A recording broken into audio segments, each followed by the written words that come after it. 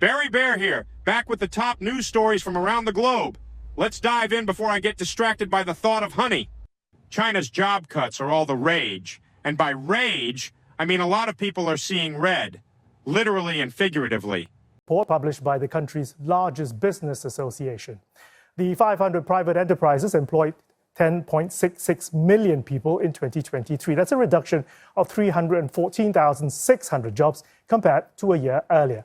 Now, that's the biggest decline since employment in China's largest private firm started growing in 2011. Workers are probably thinking, hey, at least my unemployment letter's faster than a delivery on Singles Day. North Korea blew up a road leading to South Korea. 북한의 경의선 동해선 북측 구간 남북 연결도로 폭파는 남북 합의의 명백한 위반이며 매우 비정상적 조치로서 우리 정부는 이를 강력히 규탄합니다. Surveillance footage showed clouds of smoke emerging from explosions along the roads that are no longer in use. Seoul adds that its military did not suffer any damage and has bolstered its surveillance and readiness posture in response to the detonations. China has also weighed in, urging all parties to prevent a further escalation of conflict. Talk about a tantrum. Kim Jong-un's DIY projects are out of control. Next, he'll be bulldozing bridges with a wrecking ball, Miley Cyrus style. Russian experts warn Moscow could attack NATO by 2030. That's 8 years to plan, and probably the same amount of time it takes for me to finish winter hibernation. Russia could carry out an attack against NATO by the end of the decade, cautioned the head of Germany's Foreign Intelligence Agency. Bruno Karl delivered the stark warning at a meeting attended by the country's leading espionage chiefs at the Bundestag. Ob wir wollen oder nicht, wir stehen in einer direkten Auseinandersetzung mit Russland und die Feinderklärung hat Putin längst gegenüber uns vorgenommen. Kremlin spokesperson Dmitry Peskov refuted the remarks, saying it is illogical for Moscow to move against the alliance. NATO might want to stay awake for this one. The EU's slapping down tougher air pollution limits. Finally, someone saying, let's clear the air. And not in the way that involves yelling at your neighbor for overcooking Brussels sprouts. The European Union is to toughen its air pollution limits, bringing them closer to what is recommended by the World Health Organization.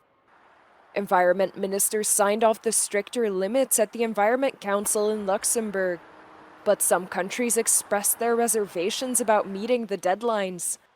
Malta, for example, claims it would be impossible for it to meet the new limit on nitrogen dioxide, and Germany welcomed a clause that allows governments to postpone the deadline until 2040. NASA just launched the Europa Clipper to Jupiter's moon. Why?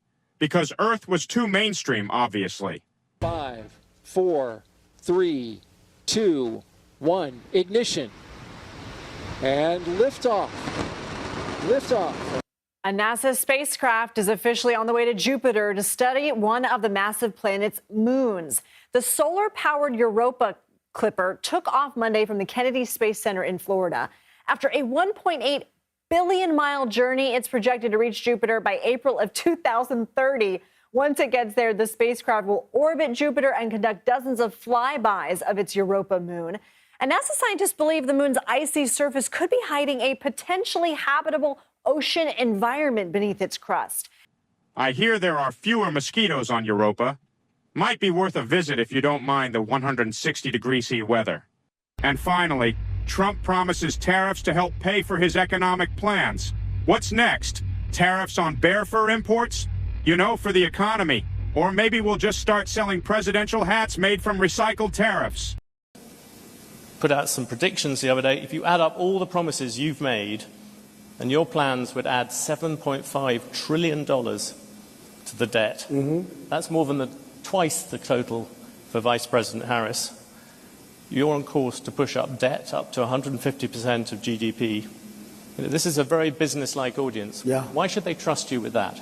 Because we're about growth. She's got no growth whatsoever, and we're all about growth. We're going to bring companies back to our country. You look at, even today, as I was driving over, I see these empty, old, beautiful, like steel mills and factories that are empty and falling down. Some have been converted to senior citizens' homes, but that's not going to do the trick. And We're going to bring the companies back. We're going to lower taxes still further for companies that are going to make their product in the USA. We're going to protect those companies with strong tariffs, because I'm a believer in tariffs. I'm not sure that you are. I don't think you are, but I congratulate you on your career. But Well, that's it for today, folks. Remember, when life blows up roads, take a different path, or just fly like NASA. See you next time on Barely Informed.